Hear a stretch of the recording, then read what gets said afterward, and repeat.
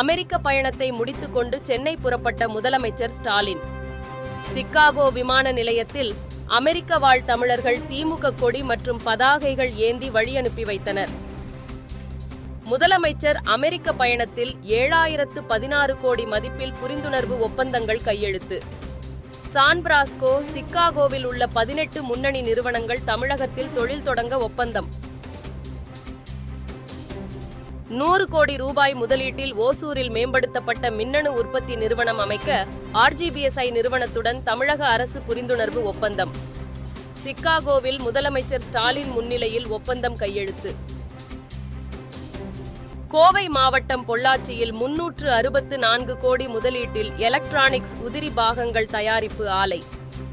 ஹரியானாவைச் சேர்ந்த விவிடியன் டெக்னாலஜிஸ் நிறுவனம் தமிழ்நாடு சுற்றுச்சூழல் ஆணையத்திடம் விண்ணப்பம். வியட்நாமில் ஹைடாங் ஹோப்பின் மாகாணங்களை மையம் கொண்டு வீசிய யாகி புயல் கரையை கடந்தது. கனமழை, வெள்ளம் காரணமாக இதுவரை 226 பேர் உயிரிழந்ததாக தகவல்.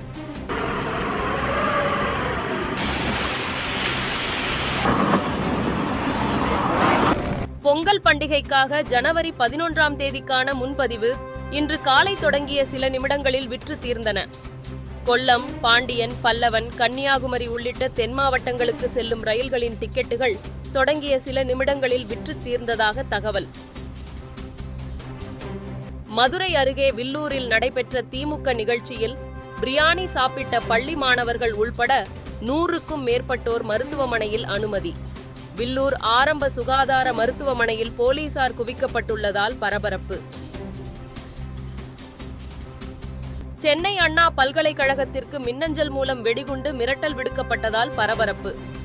வெடிகுண்டு நிபுணர்கள் சோதனையில் எந்த பொருளும் சிக்காததை அடுத்து போலி மிரட்டல் விடுத்தவர் யார் என போலீசார் விசாரணை. தேனியில் 80,000 ரூபாய்க்கு விற்கப்பட்ட பிறந்து சில நாட்களே ஆன ஆண் குழந்தையை மீட்ட தனிப்படை போலீசார். குழந்தையின் பெற்றோரிடம் வீரபாண்டி போலீசார் தீவிர விசாரணை. சொற்பொழிவாளர் மகாவிஷ்ணு மீது நடவடிக்கை எடுத்த அரசு திருச்சியில் பள்ளி ஒன்றில் 40 மாணவிகள் மீதான பாலியல் துன்புறுத்தல் குறித்து பேசவில்லை. சிவகங்கையில் நடைபெற்ற விநாயகர் சதுர்த்தி விழாவில் பாஜக மூத்த தலைவர் ராஜா பேச்சு. பெண்கள் மற்றும் சிறுமிகளுக்கு எதிரான பாலியல் வன்கொடுமைகளை கட்டுப்படுத்த தவறிய திமுக அரசை கண்டித்து அதிமுக சார்பில் கண்டன ஆர்ப்பாட்டம். அதிமுக மகளிர் அணி மற்றும் இளம் பெண்கள் பாசறை சார்பாக செப்டம்பர் 24ஆம் தேதி சென்னையில் நடைபெறுகிறது. இந்தியா ரஷ்யா இடையே இருதரப்பு பேச்சுவார்த்தைக்கு வருமாறு பிரதமர் மோடிக்கு ரஷ்ய அதிபர் புதின் அழைப்பு. பிரதமர் மோடி தலைமையில் இந்தியா பொருளாதார ரீதியான பலம் வாய்ந்த நாடாக வளர்ந்து வருவது மகிழ்ச்சி என்றும் புதின் வலைப்பதிவு. வியட்நாமில் ஹைடாங் ஹோப்பின் மாகாணங்களை மையம் கொண்டு வீசிய யாகி புயல் கரையை கடந்தது. கனமழை, வெள்ளம் காரணமாக இதுவரை 226 பேர் உயிரிழந்ததாக தகவல்.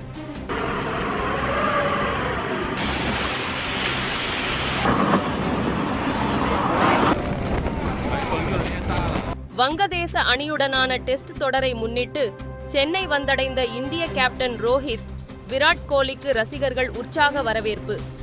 காரில் அமர்ந்த ரோஹித் சர்மாவுடன் செல்ஃபி எடுத்து மகிழ்ந்த ரசிகர்.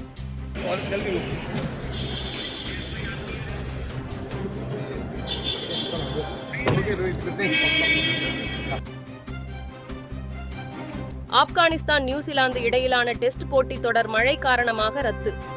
91 ஆண்டுகள் டெஸ்ட் வரலாற்றில் ஒரு பந்து கூட வீசப்படாமல் ரத்தான முதல் டெஸ்ட்.